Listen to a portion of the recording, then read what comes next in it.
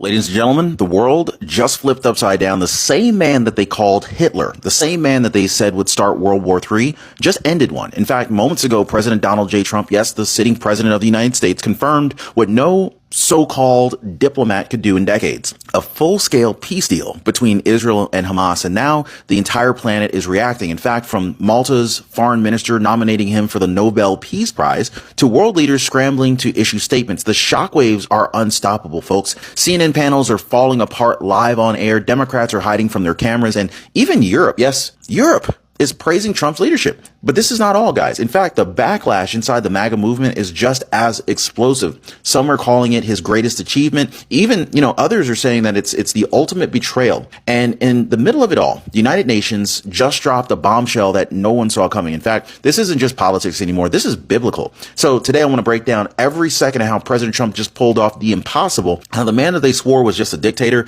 just became a peacemaker, and why Democrats, the media, and the global elites, they're absolutely melting down. So buckle up, hit the like button, subscribe. I want to dive right into the story that has every newsroom in the world in utter disbelief right now. Folks, what just happened and why the world is stunned? I'll tell you why. At exactly 6:51 p.m. last night, President Donald J. Trump dropped a single Truth Social post that sent shockwaves through every foreign ministry on earth. And I'm going to go ahead and quote this, okay? Israel and Hamas have both signed off on the first phase of our peace plan. All hostages will be released. Israel will withdraw its troops to an agreed line. All parties will be treated fairly. Now let that sink in just for a second. Hostages home, troops pulled back, 1,700 Palestinian prisoners exchanged, all negotiated under Trump's watch. They say he's got the art of the deal, right? And he didn't do it alone. Qatar, Egypt, and Turkey served as mediators. This is something no administration could pull off under Biden's administration, but this isn't a one-off photo op. President Trump calls it phase one of a 20-point plan